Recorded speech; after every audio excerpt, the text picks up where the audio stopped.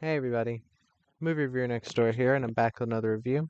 This time I saw Beyond the Mask. It's a 2015 action adventure or historical action adventure film directed by Chad Burns, and it stars Andrew Chaney, Kara Kilmer,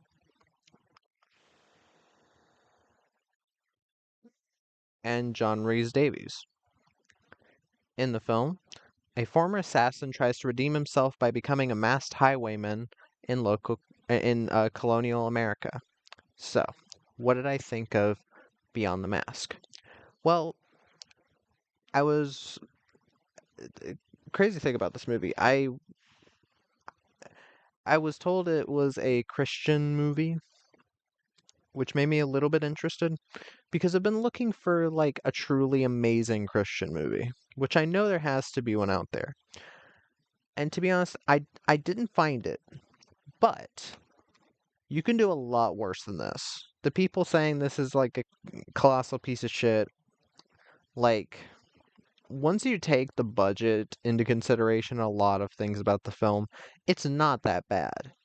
It's a decent enough watch if you're willing to actually look into a movie with Christian values, which I'll get to that. Um, when in reality, anybody who's not a Christian can get behind the morals of this film. But yeah, it's a fun enough. I still wouldn't call it good. I'd say it's more on the decent level, but for what it's going for, I think it could have done a lot worse. But let me get to the cast. Andrew Chaney plays William Reynolds. He's a former mercenary for the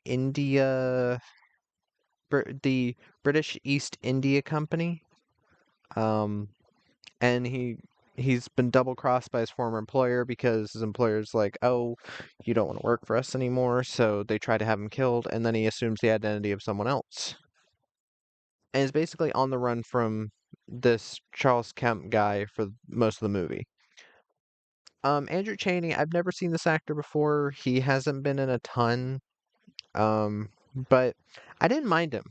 I thought he was a decent enough lead.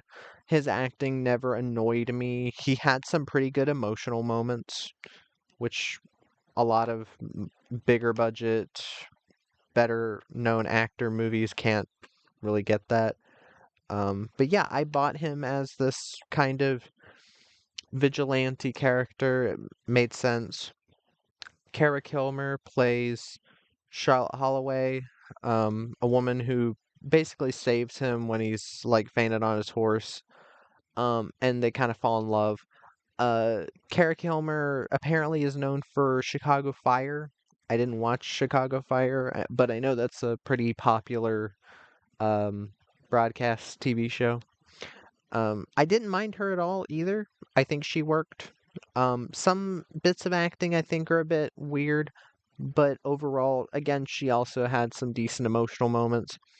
And John Rhys Davies as Charles Kemp. Uh, Again, he's our main villain of the picture. Uh, John Rhys Davies is will be best most well known from the Lord of the Rings films, Indiana Jones and the Raiders of the Lost Ark, and Last Crusade. He was also in Dial of Destiny, Living Daylights. He's in a lot. Um, but yeah, he plays a very mustache twirling, fun to hate villain, and I think that's what you need in this kind of film. Um, but he works. You know he's evil. He plays evil very well. It's John Rhys Davies. He's a very talented actor. But the first thing I want to mention about this, it's classed as a Christian film. Now, the producers and makers behind this are the Burns Family Studios, who I think they're a church group, maybe a mega church group. I'm not sure. I didn't do a lot of research onto that. But you have a lot of these logos over here, Focus on the Family, Classical Conversations, the Dove Foundation, Homeschool Enrichment, ChristianCinema.com, the Old Schoolhouse. All these things would make you think, oh, it's a movie about a like Bible story or something, even though I wouldn't really class a Bible story as Christian because you can tell a Bible story in a non-Christian way because the Holy Bible is a historical document. So literally a listing of things that actually happened, even if you don't want to believe the spiritual stuff. But it really isn't that.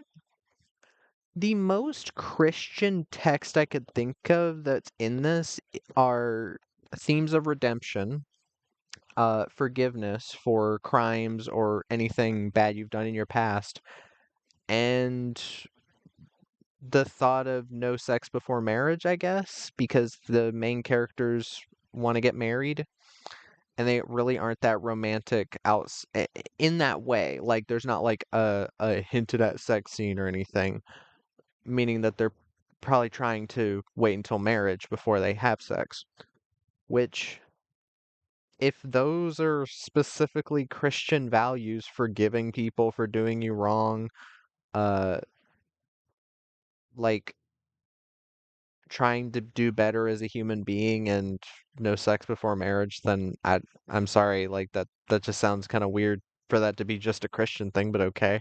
That's about as far as it goes. I can see non-Christian people enjoying this as long as they know what they're getting into. Now, what I mean by that is, again, Burns Family Studios, literally on the back, associate producer Tracy Burns, co-produced by Chad Burns, produced by Aaron Burns, directed by Chad Burns. This is a family affair. Costume designer Marilyn Burns also. Um, and I think the the production designer is Nick Burns. So it is literally a family making this movie. This had a budget of $4 million, which, given that budget, this film is pretty impressive in many ways. First thing I will mention is the CGI. The CGI for set extension and building of like ships and like these big overhead shots of Philadelphia, I think it was. Uh, I think it was. Um, and when they're in Britain, the CG shots are up and down. So most of the CGI shots are set extension, meaning that there's these houses and stuff, or there's this like city, and they extend it to make it like look like a different type of building. Like they'll make this normal square building look like a church or something like that. That stuff is indistinguishable. Like I cannot tell where the actual set is and where the CGI is. That is where the visual effects in this film are at their best. The worst visual effects I saw, there's an opening bit where the camera is panning through like the ocean, and I think all of it is CGI. When it's almost all CGI, I think that is where it's at its worst. Now, it's not that it's horrible. Given the budget, it's still very impressive, but there are bits where certain things just look a tad off, and it can kind of look like a TV show, like a super weird shot from a TV show. But other than that, I'd say they're pretty impressive. The worst shot of all of them, there's a bit where our main character and like one of the servants are going to the place where he's going to be like sleeping, and it's very clearly them walking on a green screen. Like you can tell that everything is green screen. But other than that, this film, production wise, is not bad at all. There's a lot of really nice castles, a lot of nice buildings that you get to see the insides of, a lot of very impressive, like, location scouting.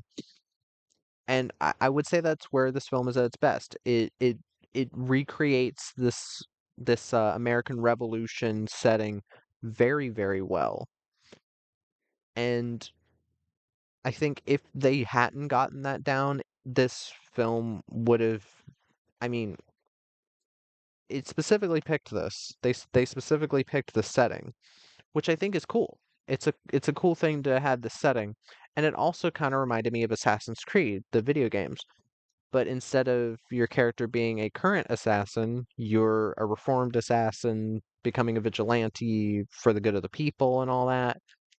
And I'm not against redemption stories. I think a redemption story like this can work very well. And I find it interesting to give that character that thing of like they don't want to kill anybody, so they don't kill anybody.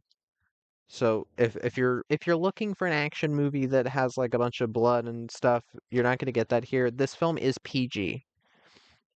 Yeah, PG for action, violence, and some thematic elements. It's not a film that is trying to push boundaries. Not at all. This is technically a family film. And would I personally watch this with a family? Yeah, sure. There's some educational elements to it as well. You have people like Benjamin Franklin showing up. You have stuff about the actual Boston Tea Party. Um, Again, it's not all historically accurate because this character is made up, I'm pretty sure. But it does feature real historical things that happened, and I think that's an interesting way to weave historical knowledge into a fictional narrative. Um, and the other thing with this story, the love and the romance, I will say there could have been more done with the romance. I do, but I will give it this. I will give it this. Um, Andrew Chaney and Kara Kilmer do have a decent amount of chemistry, and I think that that actually worked in real life because they got married the next year, which that's cool. I like to hear about stuff like that.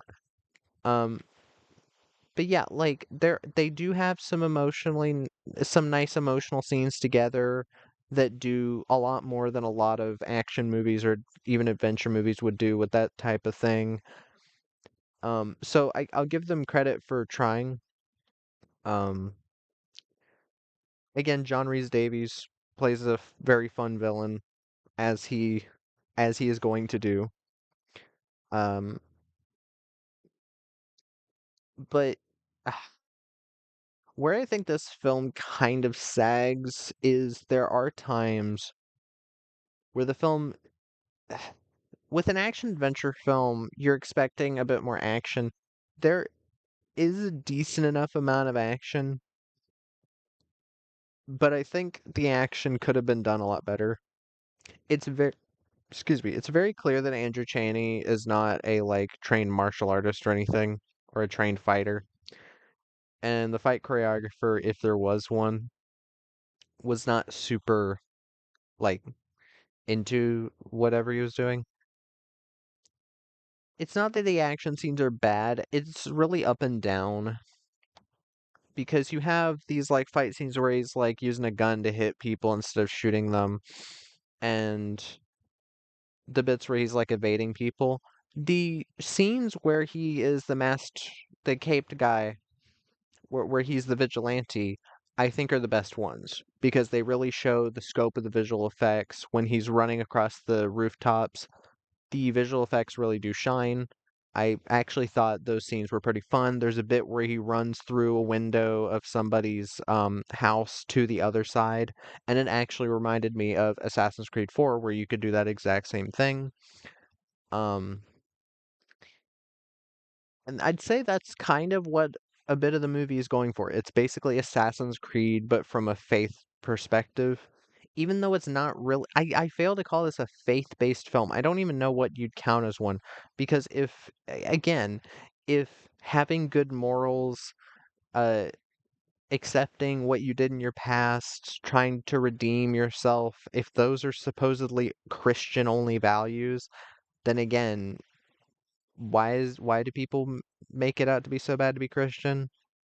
I don't know. Maybe somebody can explain to me about some hidden homophobic subtext in this film, even though there is none. But I don't know.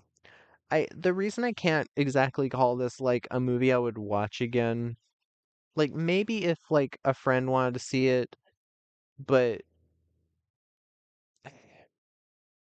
when I give something a 7, it usually means that like, yeah, I enjoyed it enough, but as more of a one-time watch thing. And for this movie, it's kind of hard to say if I would recommend it or not. And that's with most 7 out of 10s. I would kind of half recommend it if you're a person wondering, oh, how Christian is this movie? When it really isn't. You can watch this film and not agree with Christian beliefs. And yeah, the most Christian thing that happens in the film is he wants redemption, he doesn't kill anybody, and uh the girl doesn't want to marry him too soon because she wants to get her family's blessing. Like I I I don't understand the issue. But if you were a person who is wondering how they can turn $4 million into um a period piece or period action adventure film, then go ahead. It's not a long film. It's 103 minutes. Um, oh yeah, one thing I did want to mention. There's a bit at the end that I think the visual effects do really work for this, where there's like this big explosion, like very impressive explosion for a super low budget movie. And this windmill is falling apart and crashing down. I think the CG there looked pretty all right. Like the CGI here again is up and down, mostly pretty um on par with movies around 30, $40 million, I'd say. And it's very clear that a lot of love and care has gone into this film. And yeah, that's really all I can say. I enjoyed it enough.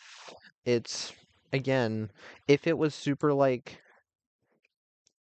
ex I really don't understand the people that say that this is like Christian propaganda like everything else. Like just admit you hate Christians. Just admit it. It's annoying. But yeah, I I enjoyed it to an extent. I hope other people will maybe give it a chance. But yeah, uh, that was my review of Beyond the Mask. If you've seen the film, let me know what your thoughts are in the comments down below. If you have any recommendations, put them down there as well. And movie reviewer next door out.